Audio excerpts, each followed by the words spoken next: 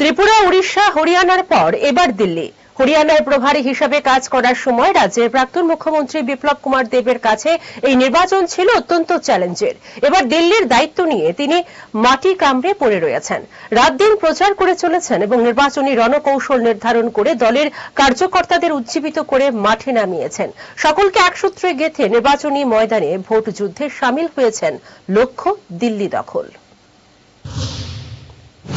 বিজেপির কাছে চ্যালেঞ্জিং দিল্লি বিধানসভা নির্বাচনে বিপ্লব কুমার দেবের উপর আস্থা রেখেছেন প্রধানমন্ত্রী নরেন্দ্র মোদী, অমিত শাহ এবং জেপি নাড্ডা। আর এই নির্বাচন বিজেপির কাছে বড় চ্যালেঞ্জিং হয়ে দেখা দিয়েছে। আগের নির্বাচনে তেমন কোনো দাগ কাটতে পারেনি বিজেপি। এই অবস্থায় এই নির্বাচনে জয় পেতেই হবে বিজেপিকে।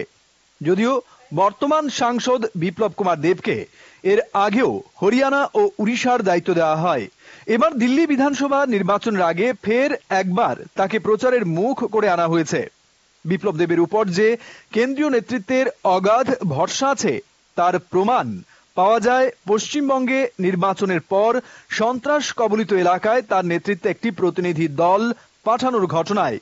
হরিয়ানা, উড়িষ্যায় দলকে অভাবনীয় সাফল্য এনে দেবার পর এবার দিল্লি বিধানসভা নির্বাচনে প্রচারের অন্যতম মুখ ত্রিপুরার প্রাক্তন মুখ্যমন্ত্রী তথা পশ্চিম ত্রিপুরা লোকসভা কেন্দ্রের সাংসদ বিপ্লব কুমার দেব।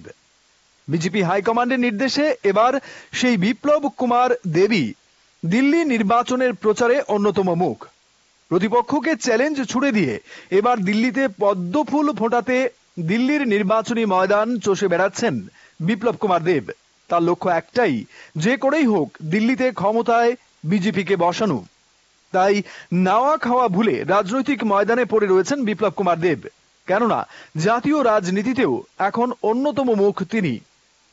দিল্লি বিধানসভা নির্বাচনের ফলাফল বিজেপি দলের অনুকূলে আনতে দিন রাত পরিশ্রম করে চলেছেন তিনি।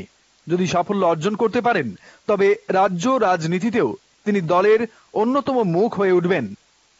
দলের কেন্দ্রীয় নেতৃত্বের আস্থা ও বিশ্বাসকে আরো উজ্জ্বল করে তুলতে দিল্লির দলের প্রার্থীদের সমর্থনে ধারাবাহিকভাবে কর্মসূচি অব্যাহত রেখেছেন ত্রিপুরার সাংসদ বিপ্লব কুমার দেব। তার বিশ্বাস, এবার দিল্লিতে পদ্মফুল ফুটবেই। Bureau report, headlines Tripura national.